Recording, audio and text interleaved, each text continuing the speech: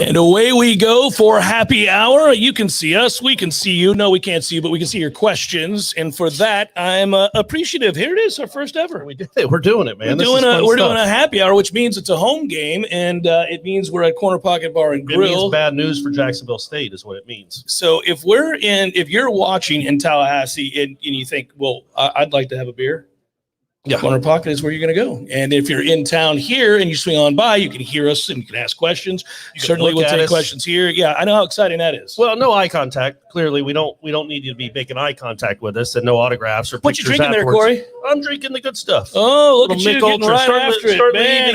Hammering them back. Here we go. Go hard or go home. Yeah, there we go. Okay, well, I'll join you, buddy. Happy first. That looks like a Mick Ultra too, is it? It's definitely not. Oh, okay.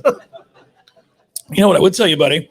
It's the first time kind of really been together. It's the first time you and I have hung out outside of the Seminole headlines, I think. I don't know that we've ever just hung out together. Oh, I think we have. Okay. I think we enjoyed a good time in Pensacola recently where we fun. spoke, answered questions. Now we're here. We'll be doing this every week. We got questions. You want to ask it or do you want me to? No, you're driving the show, man. You're I the have driver. to drive the whole thing. I just sit here. He says, does Jeff, if you will, Corey, in a chat last week, I confused your favorite beer as being Jeff's favorite beer, which is a catastrophic failure on your part, Jeff. A staff member promptly corrected me and stated that it was imperative that I ask you why you love the shitty beer that you do. Hey, we're not allowed to cuss. I changed a little bit of that question. It's a family establishment. Well, I started drinking it when I was on my no-carb diet or my low-carb diet, and then I just realized, you know what? Why fix it if it ain't broken? So this is why I look like this. It's because I'm drinking low-carb stuff. By the way, it is wise of you to do. Sure. Because I drink the stuff that makes me as fat as I am. And I would tell you something. I also know the other reason you do it is that you don't want to get too loose. I don't care about keep it in control. Trust me, I don't care about that. I do have a little bit of a weak stomach, a weak constitution. So I couldn't drink that kind of stuff. Rob, thank you so much. Cheers. That's the first tip of the day. Here we go. Woohoo! Rob, beer money is what he says. There we go. We'll take it. Rob's a good guy, man, and he never asks a question. He'll always give us money and never ask a question. I'm told I need to do these chats with you more often because you're like a whore. You'll just straight ask the people for money. Yeah, you will do it. I make it rain is what I do. Like you'll take your shirt up in here and dance around the whole thing. We get a poll for him. Yeah, we're good to go. All right. So if I cozy up to you, we're going to be in good shape. Yes.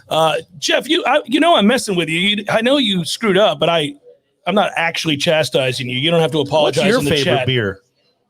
Probably. That's like asking your favorite album. No, Two Hearted. Probably Two Hearted. Oh, I don't know what that is. Is that Budweiser? She knows Two Hearted. That Two Hearted is that made by Budweiser? No, it's not. I also like Cigar City High Life, but that is a rich beer. Right.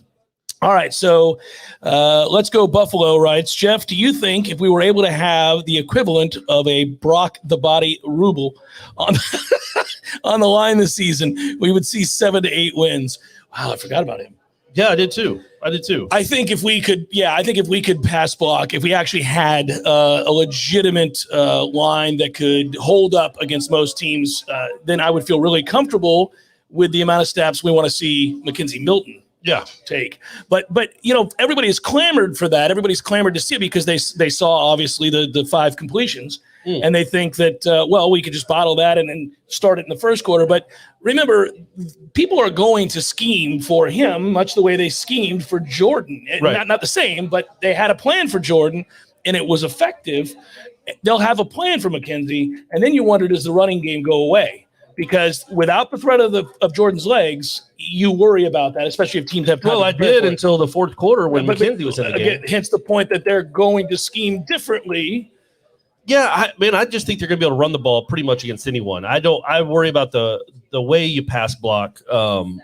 But again, there's not going to be a lot of Notre Dames on the schedule. Like, who's better up front than Notre Dame that they face besides Clemson? Yeah, Florida Clemson maybe, but Florida's no, I don't know that Florida is. Yeah, I don't know. So I want to see what they look like against Wake Forest pass blocking in Louisville, because that's the next step, right? You maybe. I mean, it'd been awesome to beat Notre Dame. You're probably not going to beat Clemson, but you need to start taking care of business against Wake and Louisville and those type of teams. If you can pass block against those teams, you're going to beat those teams. Yeah, we said it before the season. You couldn't pass block against anyone for a long time around here. No, and they've had to scheme around it. Listen, one thing, by the way, on this note, Should I look at you when I'm talking, or look? You can. Or look out at the there. people. Okay. You can. It's Corner Pocket Bar and Grill. I feel Swing weird. on I'm by. like staring into your neck. It's a good-looking neck. It is. Eric, thank you, by the way. Drinks on him. Cheers to Eric's. There you go. Woohoo! We got it up. One interesting thing to note as far as that Wake game, we said before the season began, I think a lot of the Seminole faithful did, that was going to be the game. And, it's that way more so now than it was prior to that performance. Even though we knew it was pivotal, the way Florida State played in that game now makes us all the more excited to see the Wake game, because now if you feel like, hey, look, we should go win the game.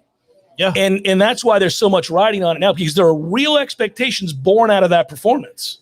Yeah, and you not only should you win the game, you should put up 40 on them. Like if you can put up 38 on Notre Dame with 3 picks in a quarter and a half of just punting, I feel like you should get over 40 against almost anybody you play on the schedule, except for, like we said, Clemson, maybe at Florida. Yeah. But you should put up points on everyone. And that's another thing I want to see is does this offense travel? Will it be able to play well on the road? It should. It should, but we haven't seen that yet. It's a small sample size. Clearly, they haven't even had a game this year. If you're able to develop a drop back passing game, one of the things that should excite everybody as well, besides the fact that you're able to score points, is that you'll get to see some guys emerge from this receiving core. Because I really believe that you have a stud in 11. He's a superstar player, and I think watching a guy like that get involved in the offense early. In non-gimmick fashion, but in the passing game would be absolutely huge. And he's the guy that we all fell in love with at camp. Yeah. And you know what was cool about that game in him? I mean, he only had one catch. It was an impressive run that he had after the catch. He looked quicker when he was in the game, too, than he does in practice. But he was the best. He graded out as the best blocker. He had some incredible blocks. To me, that's all about competitiveness, right? Well, that's a whole lot of want to. Yeah. As a freshman in his first game, to show that kind of want to and competitiveness means, okay, when you throw him a jump ball, maybe he'll say, that's my ball, and go get it. Like one of the big character traits of great receivers is just an absolute obsessive competitiveness. Yeah. Like they want to be great and they love destroying you. And the fact that he blocked like that in his first game and was putting guys in the sideline is a really good sign. Well, there's buy-in there right off the bat. It shows he's unselfish. It shows that you can throw the perimeter stuff that you want, the quick game stuff, because he'll be there to block it up if he's asked to. It shows it's also a great example for some of the other young receivers that are trying to get on the field. I mean, it elevates everybody because that's what competition does. That's what buy-in does. That's what want to is. And then everybody, that whole segment group gets better. So I don't think there's any question. That's the guy that we'll talk about for the rest of the year. Malik McClain's going to be a star player here. I believe that. And as they get more consistent in the passing game and they show they can block it up, you're going to end up seeing, I think, that group develop and become a much better unit than it currently is. I do too. I think he's going to be something special. I do. I think he could be perhaps, down the lines, first, second round NFL pick. Like he has that kind of ability. Again, the fact that he was competitive like that, I just think that's when you look for the most. Like, the size is there and the speed is there, but you don't know if he's going to be a guy that gets pushed around, if he's a guy that doesn't really have a competitive fire. But that first game kind of gave you all you needed to see about what kind of dude he is. Somebody really wanted to hear Whitney Houston. Yeah. Well, I mean, we all do. If you think about that on a Friday, somebody was like, I'm going to the corner pocket and I'm hearing some goddamn Whitney Houston. I mean, I don't know about that's stunning. I don't know about Malik McClain. Think about the thought process. When I'm talking about Malik McClain, I don't need to hear Whitney Houston. I'm in a whole nother zone. You're in a different zone. But normally I love Whitney Houston. That just made me laugh. All right, let's get this. Here we go. Abdel says, over under 5 weeks before the LSU message boards start clamoring for targeting Coach Norvell and targeting Coach Norvell. Well, they're going to want Jimbo Fisher. Oh, did they say Norvell? They're going to want Jimbo Fisher, and that's why A&M gave him another raise and more money. And but what did that do? Because they still no buyout. I know that's right. If Jimbo wants to jet, he can jet. Although I would think it would be wise of him not to do so, no matter how much love he has for the fine folks in Baton Rouge. He's developed something there. They're recruiting really well at A&M, and they've got more money than anybody knows what to do with. They're always going to give him what he wants in order to win. Not that LSU wouldn't. I'm just saying he's in place there. He's firmly entrenched there. There's continuity there now. Yeah, but he would love, and we'll just talk. How about we just talk about Jimbo for the next? I don't want to do that. I'm just talking in relation to that question. I would think, man, the prospect of owning an entire state, a state that he knows well, as opposed to now recruiting against Texas, who's going to be in the SEC with you. I bet it's pretty alluring to be like, you know what? All right, I'm going to go to LSU then. I know I can win there. Like A&M, they haven't won a national championship since The Wizard of Oz was in theaters. That's a legitimate stat, everyone. 1939 was the last time they won one. Yep. So, he might be just think, okay, we can't win here. He knows. Are we even sure that's a legitimate title? No, nothing pre-integration is a legitimate title. Yeah, that's correct. So no, but 1939 certainly isn't, and half of Alabama's aren't. That is correct. They'll say otherwise. Well, they just picked a year and we won that year. one there. Sure, we won 4 games. That's like Give that, us a championship. That's like that mythical, I should say, excuse me, I'm a little tired. Mythical national championship that Jerry Jones claims. From what? For Arkansas? No, but he and Jimmy Johnson allegedly won one at Arkansas. Yeah. Anyway. Yeah, well, it's like the one that McKenzie Milton claimed. Would you say that McKenzie Milton is the reason UCF is in the Big 12 now? Couldn't you make that argument? He's one of many reasons. Scott Frost is the other. Yeah, but Scott, you see Scott Frost, all right, maybe he needs a great quarterback to win a lot of games. Well, it's certainly better than Martinez, yes. Yeah. But let me say this. I actually love this. This is a larger talking point for college football, and we're having a good time talking college football. It shows you. So do we think Scott Frost got dumb or lazy? Did he suddenly become incompetent? The guy who went to USF and took over a program that had gone winless. UCF. What did I say? USF? Buddy. Yeah, UCF. They're all useless to me. But yeah, so he goes to UCF and he takes over a program in shambles. They were winless, right? Winless, and then he turns that thing into a really highly competitive against the Power Five and everybody else for that matter. 13-0 in 2 years. All right, so you can't do that without knowing what you're doing, right? So my example is this. Then he goes to his dream job where he could, that had to have been. He cares. He's invested. Yeah, he must have wept when that call came. I mean, that's the culmination of everything you're working for. And then you get there, and this has been as stagnant a start as you could possibly have. Well, he's not dumb, and I doubt he's lazy, and I know he cares, like you just said. So doesn't it show you that in addition to being a good coach and having an understanding of the X's and O's, the games, you need players? You have got to be able to hit early on with a class. This is why that 2022 deal for Norvell is so huge. Yeah. Because we know he can coach too. Yeah. And he proved that at Memphis, right? But then he gets screwed by COVID here, right? He doesn't get an opportunity to recruit. So then he gets this group on the line. Maintaining the commitments of the vast majority of those players is what allows for any sort of forward progress and momentum to build. And that has not happened at Nebraska. Well, and it would never, in the class that Norvell's bringing in, would never happen in Nebraska. They don't recruit like that. They can't anymore. But the point remains. Yeah, you hit on them early. Now that was another thing that Jimbo did. That very first class was one that had some serious players in it. The next class was the number one class in the country. And then boom. And then 2 years later, they're crushing Northern Illinois in the Orange Bowl. Yeah. So Heather Dinich's dismay. This is as good as it gets, Corey. That's right. They're over Northern Illinois right here. This is it. So Jay writes, Jeff, on the Smash with you and Ira. Oh, nice cross promotion there, Jay.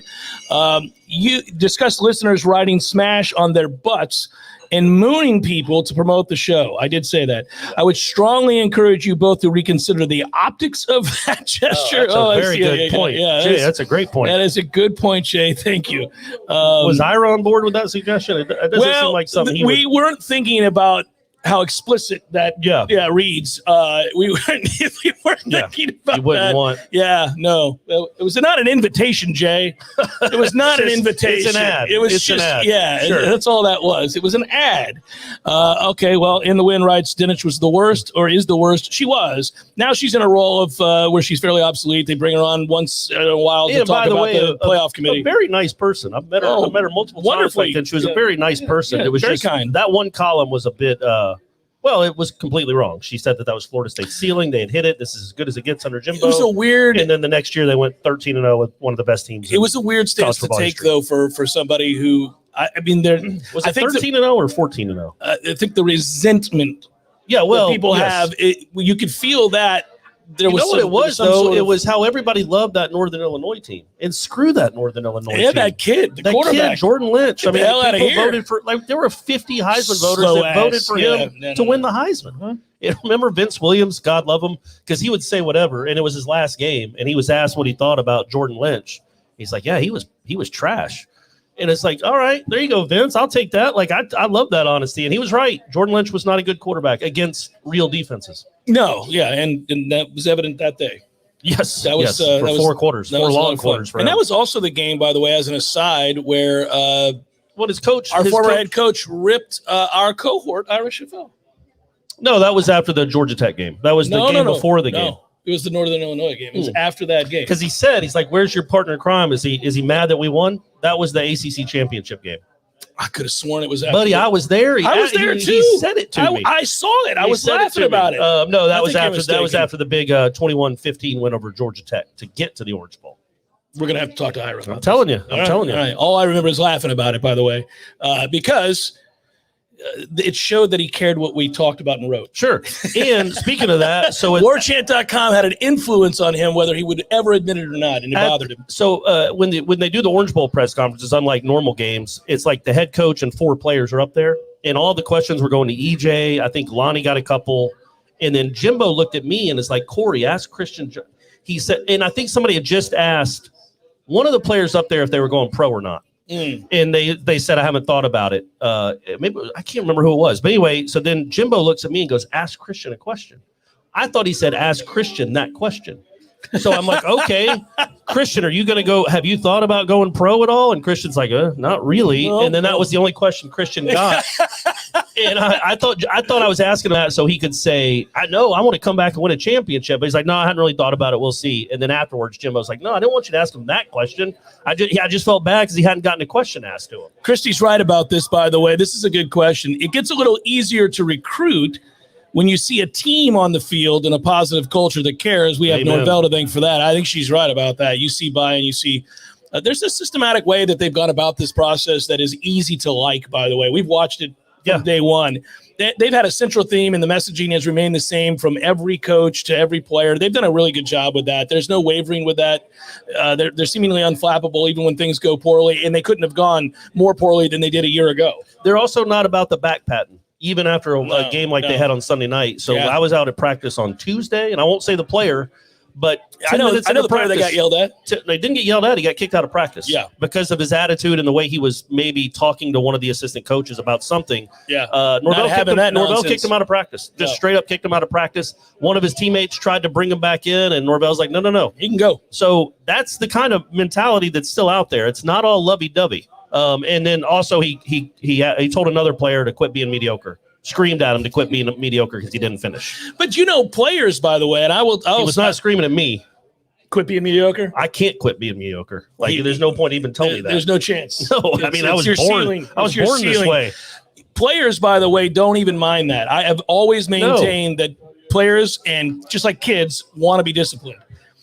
It's the only time that they'll push back against it is if they think you're bullshit. Yeah. If they think that you aren't a man of principle, if you don't live by a code, if you are wildly inconsistent. So as long as you're effective in terms of your messaging, but also the way you practice it, go about it, then we're good to go. Yeah, and they know you can. I mean, it's not like they doubt that he cares about them, but he's also not going to put up with nonsense. And it's not fair to the other teammates if you are doing you're the word you just used. I don't know what are we not supposed to curse? I don't know what the deal is with this. It's fine. Doesn't matter. Okay, I just saw some panic. I don't like that. I don't like that kind of talk. It upsets you. Your sensibilities are shaken. You remember when I texted you about your mom earlier? Yeah.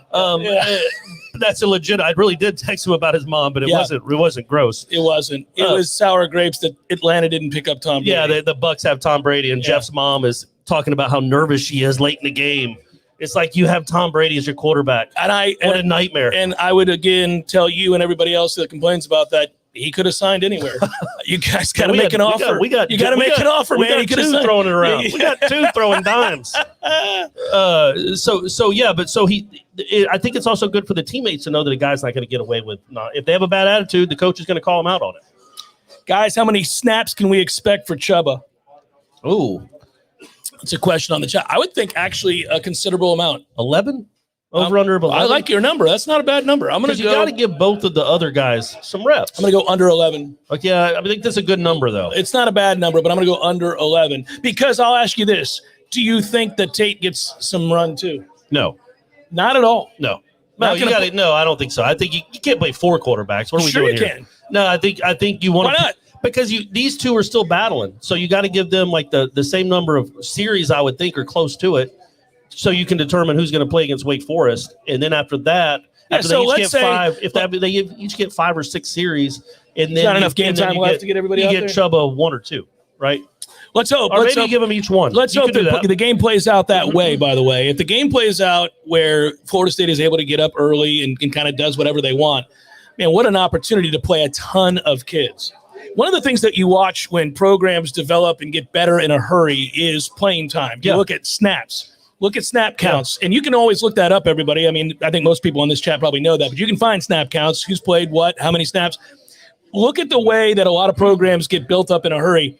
They get young kids out there in these blowout games, and they get them a lot of meaningful reps. And they got some young guys they want to get out there. Like they can really play, that might be big parts of the team later on in the year, like Kevin Noles, like Shaheem Brown, like Patrick Payton, Farmer. They got guys that they're really high on that they think can help them. They just wasn't the right setting against Notre Dame, but it should be the right setting tomorrow night. This is a compliment to Gene, and since he's in attendance, we should read it. Is Gene Williams the dawn of the FSU beat by compiling the sports media dream team? Well, he recognizes talent. That's what it is. And you know what? And he lets them do their job. That's what it is. I like that you didn't read the second part of that question. I didn't read the second part. No, that was, you didn't need to. Yeah. No. But yes, Gene's put together it's a funny nice question. Roster. It's a funny, good-hearted, I'm sure, I hope Tim's watching. The answer to that is no. No. Well, how can I say? I don't think you don't know that. You don't know that. We don't want to bring that to the table. This is a Libations Friday. We're having a good time. But yes, we are thankful that Gene has put together. Well, you don't have to kiss like up. This. It's okay. I read the question. No, I know, but I just want to let people know. It was already complimentary as it was. Let people know. Yeah. No, we were good. I think a dream team is probably the right way to phrase this. It's one of these teams that people look upon and they begin to resent it over time because they're thinking to themselves, well, that's it. It's over for everybody else. Yeah, you coming aboard with Tom Lang was like Durant joining the Warriors in 17. I mean, we were already great. A lot of people sent me a very similar email. They're didn't like, really need you, you but, guys, but just add Durant. You just added it, so I'd say it worked out. It's worked out. I'm out of beer, by the way. Can I go get a beer? You want to spin the wheel? Let's spin the wheel. I like this. Who wants to spin the wheel? What are you talking about? You spin the wheel. I wanted to, and thank you, Brian. I love you too, buddy. Yeah, I can spin the wheel. Go ahead. All right, so you can see it, right? You can see it up there, Jeff? Yeah, I can see the wheel. What are we? Random topics. Okay, random topics. Just a little break every now and then. First R-rated movie you ever saw? Oh, my God. Friday the 13th. Mine, too. Holy hell. Well, we're roughly the same age. Yeah, well, Friday no, the 13th. I'm much younger than you. You're not much younger than me. You're like 5 years younger than me. But Friday the 13th. And I was 6. I was 6 or 7. We firmly established that your sister was wildly irresponsible and allowed for you to watch movies that you should have never seen. I begged my mom to let me watch it. It came on HBO, and so she watched it with me one night when I was 7 years old. Dude, we got parented a lot differently. What was going on back then? I mean, it's lucky we survived with the parenting that was going on back then. I was telling Tom the other day that we drove to the World's Fair in Knoxville when I was a kid. My dad took me to that, and I was in the back seat, no seatbelt. We didn't have air conditioning. What the hell was going on back then? The windows down, hot as balls, driving all the way to Knoxville. Nothing to do. We didn't have electronic devices. You're just staring out there, contemplating existential crisis. It was awful. My mom let me watch like a Vietnam documentary when I was 2 years old. And I'm like, I don't want to watch this. She's like, Corey, here's where they get to the tunnel rats. It's amazing. War is hell. I'm like, I'm 8, man. I'm in 3rd grade. Please, I don't want to watch this. I don't want to see this. Can we watch Barney Miller or something? Yeah. No. So anyhow, Friday the 13th is the answer to that question. That's crazy. It sucks that we both had the same answer. I should have come up with a different one. The first one I saw in the theater was probably about last night. You remember that movie? Good movie, yeah. Rob Lowe. I mean, it's not a movie a 9-year-old should be seeing. No, it's still not a movie I should have seen. No, you shouldn't have seen. There's a bathtub scene. Well, come on, man. I remember it. Crazy. Was that one the first? It stuck with me indelibly. That was the first car. That is an explicit scene. Yes. Yeah. It's not something Young Demi Moore. Yeah. First car. Yeah. What's your first car? I had a Pontiac 6000 LE, 1984. The what do you call the roofing of the top of it? Yeah. Lost its solid. I don't even know what the word would be, but it bubbled Elasticity? down. Yeah. So it was on my head as I drove. It bubbled down on my head. My defrost stopped working. So each morning when in the winter in Georgia where it does get cold, I would have to drive like Ace Ventura with my head out of the windows to see, and it didn't made a man of you. And it didn't have power steering. My first car was a $3,000 for that 1973 Volkswagen Bug with a black bra and a speed shifter. Well, you grew up a different way than I did. No, hold on. Let me give you Let me give you the lowdown on how this happened. So my stepdad is an attorney, and he grew up poor. And so his thing was, look, you got to appreciate it and you got to earn it. Right. I'm not just going to buy you just because he had money. Sure. And I kept bugging him to buy me a car. And he's like, I'm not buying you a car. You got to earn a car. You got to do something. So I got that famed job at the ice cream shop that we've talked about at the Don Cesar. And then you got your Volkswagen. Yeah, and I got the Volkswagen. But I had to pay for half, and he paid for half, and it was $2,000. Nice, and I remember being very, very excited about it. I still miss that car. I ended up giving it to a guy named Tom Sullivan that I roomed with many years later. That's another thing. He crashed it. So, like, the car I drove is, it was just a dump. It was like driving a dumpster. And you would have thought my parents would wanted me to be more safe. Like, I'm a novice driver. Yeah. Haven't driven a lot. You'd get me a safe car. You wouldn't get me something from the early 80s. I think we've established that the late 70s, early 80s was sort of you're on your own kid era. Yeah, absolutely. That's what it feels like. It's a Parents little bit of doing whatever they wanted. It's like, just come home for dinner if you want. Yeah, that's what that is. All right, what do we got here? Do you all think we score over or under 40 points against Jacksonville State? I think scoring 38 versus Notre Dame with 3 turnovers proves we can score at a high clip. Yeah, each game is unto itself, and so I wouldn't always use that as a gauge. Yes, it shows we're capable. Let me see here. I'll go over that number. In my preview, or not my preview, but when Ira called me and said, hey, give us a score prediction because Austin wanted it. I was tired and I said 34-13. That's what I think I said, but I've reconsidered. I'll go 45-13. And think about what a good sign it would be. I know it's Jacksonville State. It's not a good FCS team. Yeah. But if they had 34 at the half, like, just what a good sign that would be. Remind you of the old days, buddy. Well, I mean, it's like it would be nice to see them stack something on the performance they had Sunday night. I know it's a short week and it's a bad team, but it'd be nice to see them put up 55 points.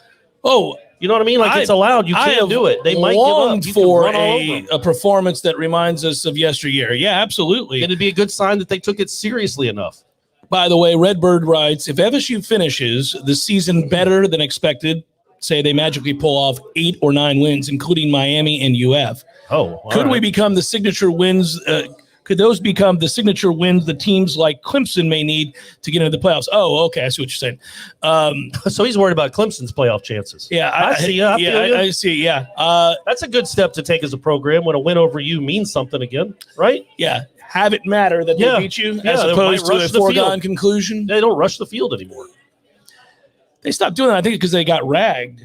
Well, people didn't know that they did it after every game. Well, Clemson does it after I know. every That's what I'm saying. Yeah, no. But I would say, I mean, if Florida State has 8 wins, that's a good team you beat. Yeah, it's been pointed out that you are hammering the Ultras. But that's number two of many. But that's the beauty about Ultra. You're still, I mean, you're nursing that thing. Old Florence Nightingale over here. I'm trying to be considerate of our audience. And yeah, I'm sure you are. Tom's like, no, you're not. You're full of shit. Yeah, that's true. I am. Spin the wheel, Tom. Well, before I do, there's a question up. Corey, why are the Falcons favored this weekend? I don't know. Why are the Falcons? I didn't know they were favored. I mean, they're playing the Eagles. The Eagles aren't one reason. That's one reason they're favored. I guess that's it, right? They're just not playing a good team. But I mean, it's going to be 21-20. It's the NFL. It always comes down to the final plus 3.5, buddy. There you go. All right. So this question is 80s playlist or 90s playlist. If you had to choose between the two, which decade you going with? It changed with age. Earlier, I would have always said 90s because I was in school here in 91, 92, 93. That era means a lot to me. Obviously, you had Pearl Jam and bands like Spice that, Girls. Nirvana, all that. But so that happened at my time here, and I would have. I remember being passionate about that. But these days, it's true, we become more nostalgic as we get older. I have found that I gravitate towards 80s playlists. You heard that Whitney Houston song, and you started to get after it a little bit. I didn't perk up. That's not the kind of 80s playlist we're talking about. What are you talking about? Like Sonic Youth or something? Yeah, the Replacements, Sonic Youth, bands like that. Yeah, absolutely. When somebody says an 80s playlist, they're not talking about Sonic Youth. Well, they're talking about pop, even pop music, I would say yes. Yeah. Even pop music, yeah. Like Hey Mickey and stuff like that? No, but anything like what you're talking about, because of the 80s, you have synth, right? So immediately when I hear that, that, it makes me smile because I can think of like playing in the neighborhood with my friends and my brothers. I would still say 90s.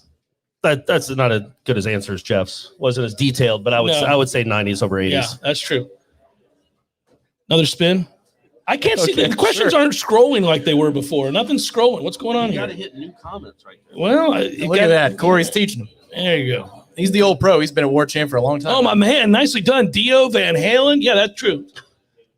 Go All ahead. right. Favorite NFL player of all time? Ooh, is it Tom Brady now? Oh, no, not at all. No, Yes, that's it a is. great question.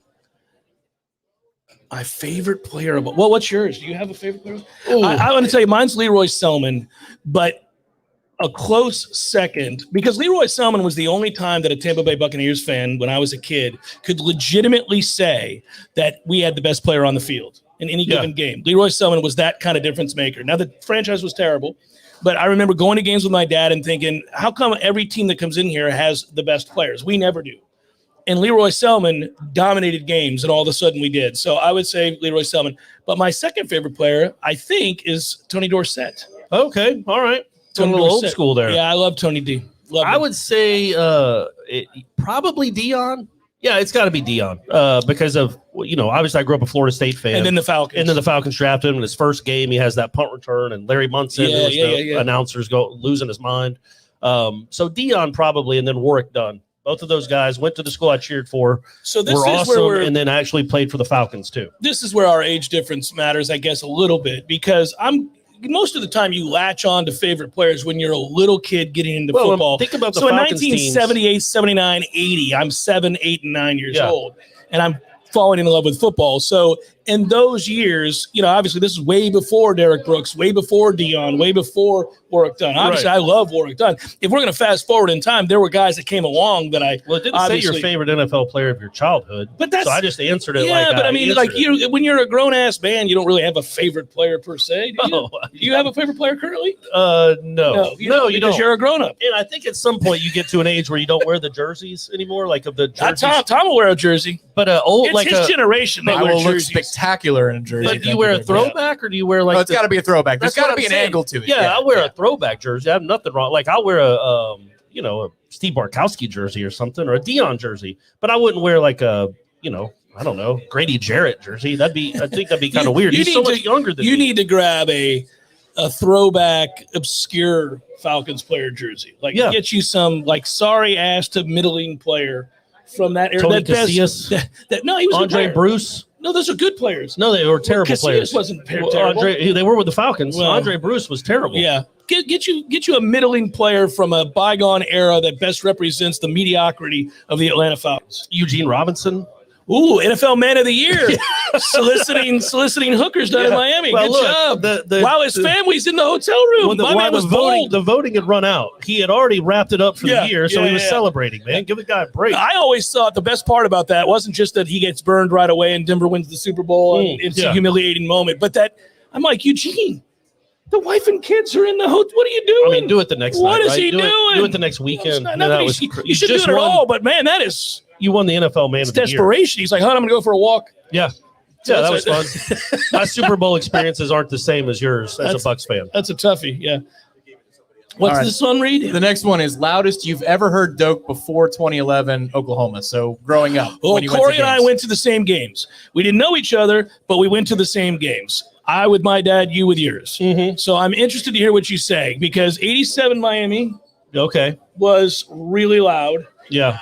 89. I think 89 Miami was, because it was a night game. Well, wait a minute. The night game against Florida 45-30 is 90. That was 90. Yeah, that game is the Dawson. Yeah, that game is really loud. I think my answer, though, is the 98 Florida game. I think because of what they had done to Florida State they had beaten them in 97 and cost the national championship. Yeah. They beat them in 96 unfairly, in the Sugar Bowl. by the way. Should have never been in that. Well, the 97 game, we get beat down there. I'm at that game. That was fair. 96 is the one. Yeah. So, in the 98 game, you're playing with essentially a third-string quarterback who wasn't very good. And you. Oh, no, he wasn't. The Rooster was not very good. You weren't supposed to win that game, really, with Marcus Outzen as your starting quarterback. That's correct. And I just think that when Peter Warwick, when it should have been a pick six, and he catches it and makes the guy miss and then walks into the end zone. Yeah. I was in the stands in that game. And then he hit Dugan. I think it was Dugan's, right? He hit Dugan's on the pass right after. We have quite a few to choose from. Those were glorious times because not only had Florida State risen from, having been a fairly obsolete program to one of annual dominance, we were really kind of at that point firmly entrenched, and these rivalries had reached a place where all three schools in the state of Florida had what helped, right? Incredible they were all good players, and everything was on the line. Yeah. There was so much on the line back then. So, yeah, there was a desperation in the air. Well, in those Florida games, I mean, again, there was never a documentary. ESPN never had a documentary because why would they? They had to do another Miami one. Yeah. But those Florida State games in the 90s, they played 12 times. Yeah. In all 12 times, there were top 10 matchups, which is impossible. It's impossible. That's how good that rivalry was. And so every game mattered. Every game was huge, and you really did. Like, and Spurrier was such a good villain. He was an awesome villain to cheer against. He was smug. And he would take shots. In retrospect, you needed him in a lot of ways. I'll tell you, too, I mean, I'm really glad that I don't feel the way that I used to feel before games. I used to feel completely desperate and scared and nervous, and I didn't sleep. It's like there's a time somewhere between the ages of, like, I don't know, 13 and 28. Yeah, it matters too much. It matters too much. Yeah. Like, those wins and losses are everything. Like, there's the thought of losing some of those games. You think about those games for like 6 months. It's not just the 6 days before. You're thinking about it back in May. It's just the thought of it would bring up the anxiety. Remember that? You were just like, oh, man, those sons of bitches. But you got to miss that a little, right? Oh, no, I miss being a part of huge games that change the course of your future and whether or not you get to hang a banner.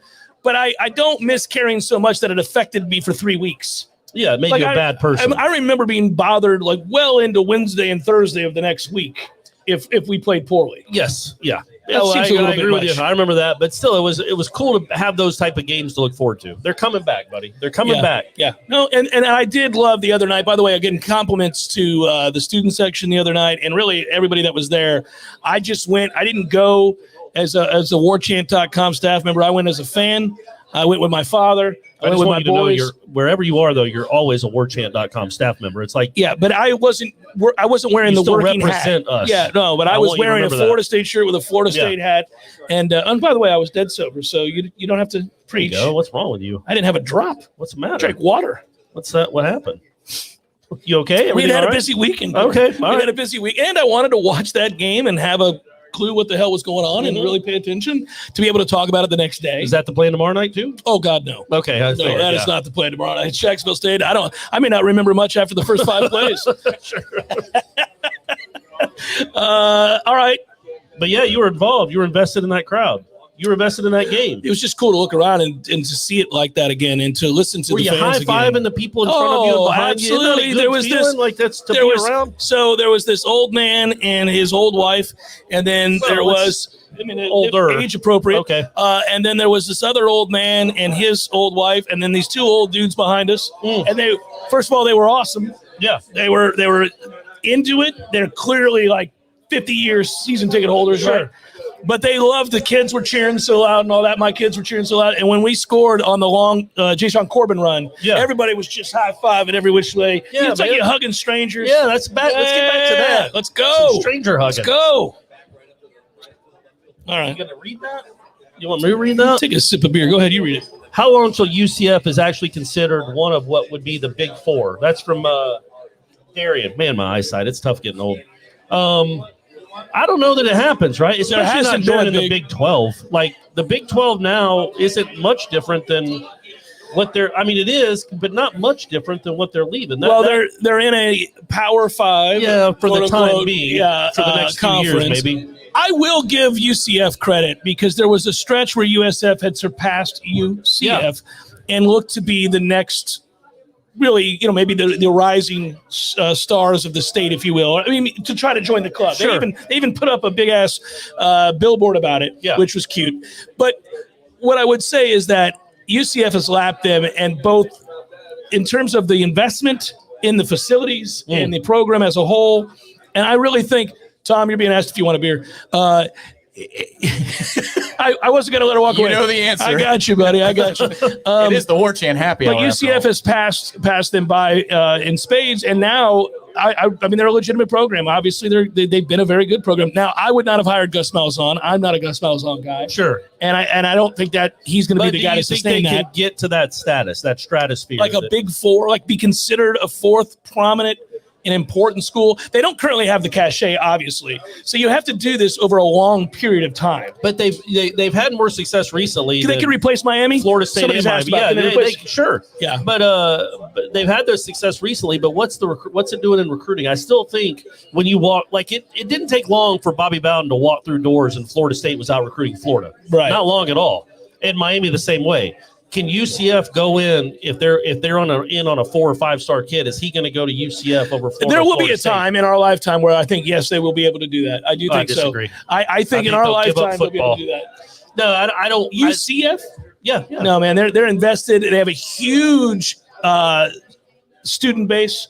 That's a massive school. It's just a big commuter school. Yeah, Nobody goes there. 40,000 people. Yeah. What is the deal with it? Is it a commuter school? USF is. Is UCF a commuter school? I don't think so. No. Man. All right. Hey, No. it's Yeah, Orlando, and though. its location. It's a good Yeah, location. that's right. I mean, I wouldn't live in Orlando, but it's a good location. I wouldn't either. Orange Avenue. That's like Mabry. No, That's I think- Dale Mabry of the Orlando. folks on the chat will remember this. I take shots at UCF or Orlando any chance I get. But that's because I grew up in the state of Florida, and admittedly, every time we went there, it was just a touristy nightmare. right. good stuff. With Epcot. Yeah, Never been to Epcot. It's the only one I haven't been to. it's fun. It's I pretty mean, solid. it I like doesn't Epcot. look- it doesn't look Epcot's fun. solid, man.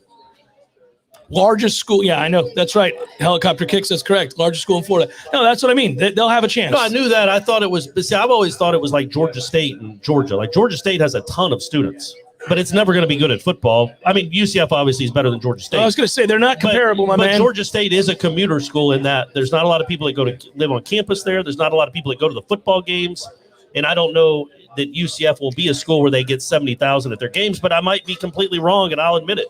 Power rank the Disney parks. Nathaniel wants us to do it. So man, I don't like any of it. You're I kind really of don't like any of antisocial, it. so I don't know that you're a good guy to ask that to. I mean, there's a lot of long, There's a lot of sweaty long lines. It's hot as balls. A lot of fat people on their scooters. Yeah, I mean, they in the love way. In the way. in the way. It's like they get there just to ride the scooters and to knock into you. and to block you from Yeah. getting on a ride. Yeah, I'm with you. I haven't been to all of them. Obviously I've been to Epcot. Obviously I've been to Disney World. What's There's the Animal Kingdom. I've been to Animal Kingdom. Yeah, And Hollywood Studios, formerly MGM. I never went there. Hollywood good. Studios is the one with the Aerosmith ride and the Tower of Terror. Tower of I Yeah, never that's went not there. great either. I heard that was good. No, those two rides are cool yeah, they're enough, but the park itself isn't great. Isn't Animal there Kingdom, I isn't think, there a has newer the best. one? Isn't there a new one with the? No, so Hollywood expanded. Now they've Now it's got they've the got Star a Toy Wars thing. Story land and a Star Wars land. The problem is if you don't like bottleneck effects, that thing is built for like 60% of the capacity that's actually there. Oh, okay. It's you don't want to go. Yeah, Yeah, Epcot. You drink around the world, by the way. yeah. Well, luckily our kids are old enough now that I don't know that we ever have to go back, right? Unless with grandkids. I went twice when my kids were just the right age for it, and they got to experience it, and I lived it through their eyes, and it was a lot of fun because of that. Do you think on the recruiting trips for these? You know what was these good was prospects- Legoland. I like Legoland. Yeah, but there's one of those in Atlanta. Yeah, they're Like the good times. UCF football prospects when they're being hosted, did they take them to like downtown Disney and give them like a free pass or I don't get them think on so. oh, you want to go see some giraffes? What's the name of the little place there where everybody hangs out in Orlando? There's the one centralized area where people go drinking and stuff. Yeah, formerly Pleasure Island. It used to be Pleasure Yeah, Island, right? yeah. Yeah. What is it now? Who knows? Oh, yeah. What is Disney Springs. Yeah, Disney Disney And they're in Springs. There you downtown. go. So Yeah, that's where yeah. they take them. They take them. They take them to Disney Springs. Oh yeah, man, can yeah. you imagine? Yeah. They're never going to get 5-star recruits. We still feel that strongly about the Noles, just age perspective. Okay, yeah, well, I mean, I feel strongly I about think the Noles. part of it too is our jobs, right? Like you. I mean, I guess you were I probably pretty psycho even in 2000 when you were Covering the started team. out. So I I- think you get the job too gets you a little too. You step away a little bit. It puts a little bit. Yeah, of a you have to bubble be on a your little bit more fandom. objective. But I also think not just that. Getting married and having kids changes your perspective on a lot of things. Not me. Not me. I can tell you this: when my team blew a 28-3 lead in the Super Bowl, You it didn't heard matter to me that I had a son. Now, yeah. It did not matter to me. I was not like, you know what? I still get to put but him to bed in tonight. terms He's of the healthy. degree with which you let it linger, Yes. it's still bothering you. Well, of I'll tell you course why it it still bothers you. It bothers me. bothers you because you blew it in a way that will remain as the greatest choke in the history of football. Yes, I know. And so that sticks with you for a long time. Yeah, but at least the Braves make up for it by every year. coming in clutch. The in the pain in postseason. your heart. Nathaniel writes, is Norvell showing enough yet that we can smell pancakes on the griddle? I want to smell the pancakes cooking. So obviously you're talking about methodology of recruiting. Sure. Here's a question about that. So Travis Hunter he has not signed anything. That's my man. But he is the number one player in the country. He might be the best cornerback and the best receiver in the country. He's a dynamo. He's a freak. When you're recruiting him, you have to say, we have this lined up for you as soon as you step foot on campus. We have a deal with this company, that company. Seems that's the way it's going, yeah. It has to be, though, right? For somebody like him, Norvell has to have a plan in place. You can't just leave it to because Travis Hunter's family would want to know, okay, you're getting this investment. What are you going to do for him financially right away? That's all over the table now. Well, this is where Florida State getting out in front of it was really important. I think they did a good job with NIL right off the bat. And yeah, I think we're in an era now where you're talking about the number one player in the country, the number one recruit in the country. Yeah. So he is one of the very few that could probably elicit the kind of offers to which he could change their financial fortunes. So yeah, I suppose you're going to have to make sure you're able to lay out before him these opportunities. We have one here with Devontae Love Taylor, Trench Talk every Monday night. Great show. Aslan hosts it. I don't know what we pay him, but I know that we should pay Travis Hunter whatever he asks. Well, I don't know about us, but somebody should. Well, you're part of the Warchant family. Yeah. It'll be a 3-year deal. Lock him 3 years. Lock him in. 3 years, $500,000. What would it take? What would it take to lock him in? in? 3 years, $500,000, buddy. Yeah, no, we're not paying that. No. You don't think Warchant would?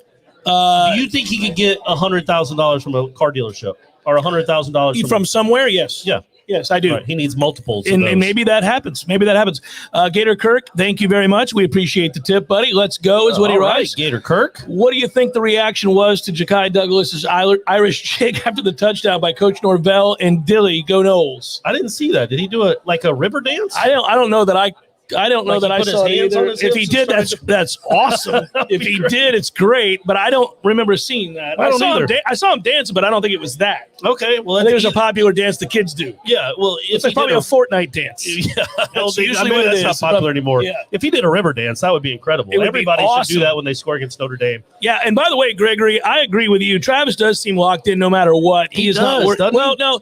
See, there's a difference between being locked in and then saying he's not worried about the NIL. Well, he may not be worried about it, but I think he would like to benefit from it. So he needs to be worried about it. Well, If he wasn't. I mean, he should explore it certainly. Yeah. But I do love, and that's why that kid. I'm gonna pull Corey Clark here. Okay. King of hyperbole. I'm going to tell you that I think that Travis Hunter will end up one of Florida State fans' favorite players in the history of the program. Oh, because he has the talent to back up all the bravado, right? He has remained firmly committed to Florida State at a time that the Noles were down in a ditch and has been the cornerstone for this 2022 class. And help recruit. Yeah, and he'll come here and he will be brash. He will be good. He'll play both ways, and we will remember him as we emerge as a top 10 team again. That guy will be largely, along with the coaching staff, responsible for that turnaround, and he will be beloved. He's kind of like he might be like a I don't know, like a supersized LaMarcus Joyner, like in the way that the perception, like LaMarcus Joyner joined a program that also had a bunch of other All-Americans, and then 2 years later had a bunch of NFL players. Right. But he helped recruit. He was the cornerstone of that class that turned it all around in 2010. But LaMarcus Joyner didn't play both ways. Like this kid is, and they better. And ways. You and I are going to lobby it. If they don't, by the way, that's going to be my first question every press conference. Yeah, if me he too. doesn't. Yeah. No, we'll just take turns. Yeah, we'll just take turns. Your turn, my turn. Your turn, my turn. On offense? Yeah. He's going to be like, Corey, I've answered that before. Then the next day, Jeff, are you going to play Travis Hunter on offense this week? Yeah. What are we doing? Christ, guys. Yeah, he's going to finally break one day. Yeah. I really wish we would have followed up years ago with you asking Kirby Smart how he ran off Justin Fields. Oh, remember like how he had made the wrong choice, and you were going to call in to the presser and ask each week what he saw in practice. Yeah, what you saw from Jake Fromm. What did you see from Jake Fromm exactly that made you choose him over Justin Fields? Was that 4-yard screen pass or when he got sacked? Yeah. What was the play when you knew I have to have? I gotta have Fromm. I gotta have Fromm. Justin Fields is just holding. We're just gonna have to tell Justin to take it on down the road to Ohio State. Good luck in Columbus, man. Good luck trying to win some games. Daryl writes, Jeff and Corey, is there someone who can snap the ball besides Bavion that's ready to play right now? No. Listen, I am sure there is somebody on that field that can snap the ball better than Bavion or anybody else, but they may not be any good at blocking. Yeah, well, that's the whole thing, right? kind of a I problem. would say there's 60 guys on the team that could snap it through their legs. I'll tell you this right now. I'm going to be so bold as to tell you, I'm better at snapping the ball than Bavion. I'm not going to do us a lot of good on game day. You're going to get run over. I'm going to get run over, and also they're not going to allow me out there. So you take the good with the bad, right? Like he doesn't block, he doesn't snap the ball all that well, but he is a big body. He's a big body, right? And he's. Listen. I kind of give that kid some credit, and I really do wonder about Maurice Smith's health, like moving forward. That's a big piece to this offensive line that you need to get healthy. Because he's better than Bavion Johnson. He's actually might be the guy they like the most on the whole offensive line. Well, he's up there, And he tried to play give it a go, but had a bad back. He's got a bad back, so you want him to get healthy. And if he gets healthy, then Bavion can go back to his role of being a backup at multiple positions. John, I don't have eligibility left. Thank you. They start the clock the first year you play, and then I'm off the clock. That's it. Can't you technically snap the ball like you do in like 7-on-7 or like touch football where you just turn? As long as the ball's on the ground, you don't have to snap it between your legs, right? You go like that. Yeah, you don't have to snap it between your legs. It's not an effective way to block. Do you get to that point? No, I don't think we're at that point. Let's see how we do this weekend. Okay, because you could just turn and snap it and then try to block him with your back. A little bit of an overreaction. Give me the spin. All right, so we have one left, so the spin is pointless. But the question was, what was the first beer that you ever had? And if you feel like answering, how old were you when you had it? So I'm going to give you two answers, and one's a beer and one's liquor. And was it a Cigar City Highlight when you were 9? No, they didn't exist. Okay. And in those days, nobody even knew what an IPA was. Right. It was you drank Coors, you drank Budweiser, you drank Michelob. That's all you had. Something like that. The first beer I ever had was a Coors. Okay. Snuck it out of my stepdad's refrigerator. Did Smokey bring it to you? No. I think no, the reason I wanted to drink it was because of Smokey and the Bandit. That is a true story. I remember my granddad would come from Oklahoma and bring it back to Florida, and we would go over to my grandparents' house, and because it wasn't available east of the Mississippi, right? Which is just bizarre. So what's funny as hell is my stepdad. Think about how absurd this is. Now we're talking about Coors. Yeah. My stepdad would be in such a good mood when we were going over for dinner at my grandparents' house after they got back from Oklahoma, because he's like, I get to drink that Coors tonight. He'd be like, your dad's going to bring me the Coors, meaning he was talking to my mom. Yeah. And he's like, I brought you back the Coors. We drove it back. Here you go. So I remember thinking, well, this must be special as hell. Yeah, this must be the greatest thing of all time. Yeah, you can't get it east of the Mississippi. So I ended up sneaking one of those, and I think, I don't know, I must have been 10 or 12 maybe. And I hated it. I took a sip, and I thought, this is the worst thing I've ever tasted in my life. But there was fast forward to to today, right? Yeah. Jason Herring, if he's listening, he's living in San Francisco. His dad was a doctor, and he was the coolest guy in the world. And he used to let us stay up all night long. Like if I went over there to spend the night and hang out, we could just stay up all night long. Just shotgun beers. So no, but one day I remember Jason said, "Hey, I'm going to get vodka and we're going to pour orange juice in it because I saw my parents do it." Oh, and so it was a screwdriver, and it was the worst thing I could have done because I didn't understand the effect, but it tasted so good. And so I'm slamming these screwdrivers, and then I'm violently puking. Yeah. And they had to call my mom. Oh, that was a problem. That's a good story. Yeah. Because he was a doctor and a good man. He was like, I'm not going to lie to your parents. You dumbasses have done this. Yeah. And, they took care of me, but they called my mom to say that me and Jason had gotten hammered on screwdrivers. I'd be pretty upset at the parents if my they were 13-year-old son had just gotten into the vodka. I think I was 14 then.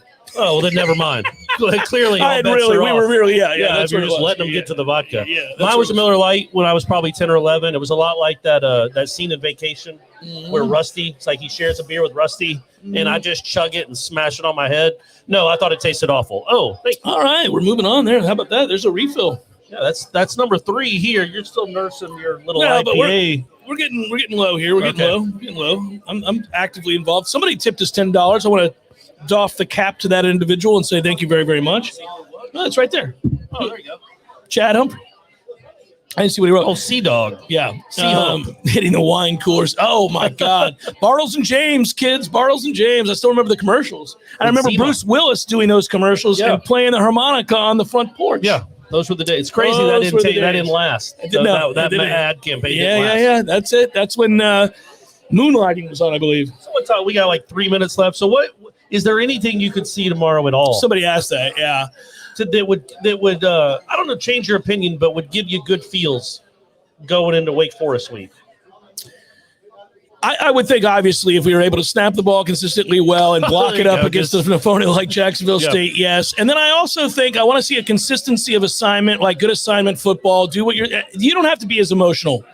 They're human beings. They're not going to be as emotional. Yeah, it would be crazy if they were. But they do have to be, for lack of a better term, buttoned up and professional. You still got to lock in and do your job. You got to read your keys and execute. It's a chance for a lot of guys to play.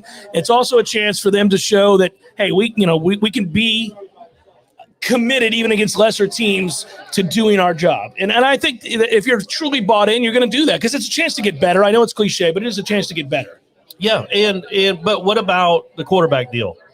What could you see out of either one of them that would change your opinion? I need to see Jordan sit in the pocket without getting antsy feet. Don't rat trap. Just on throw time. the damn ball on time. I don't know that we're going to see McKenzie not maybe play as sharply as he did. Would that change any opinion of yours? Or No, got so much?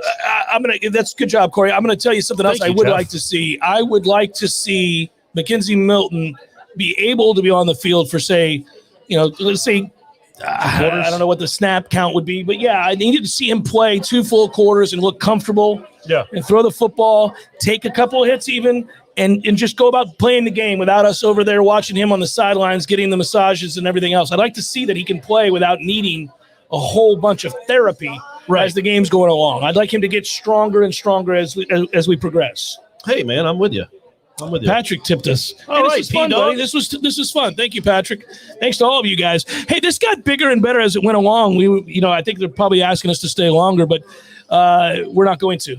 So it's a happy hour. Hey, John, thank you very much for that, man.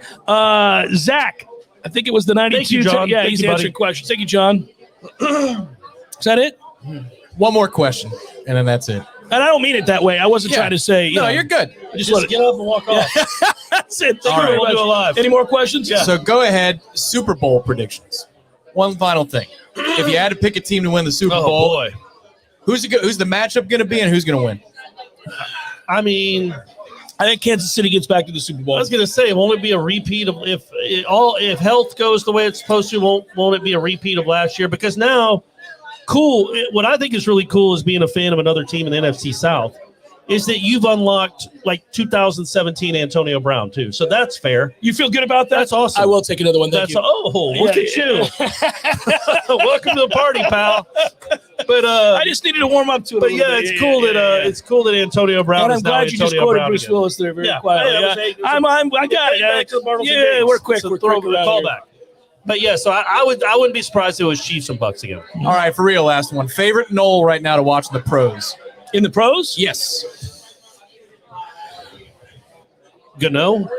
Is that for you? Gano watching a kicker? So if you're out there, Onions, yeah, I do appreciate you, brother. I still have the jersey you sent me.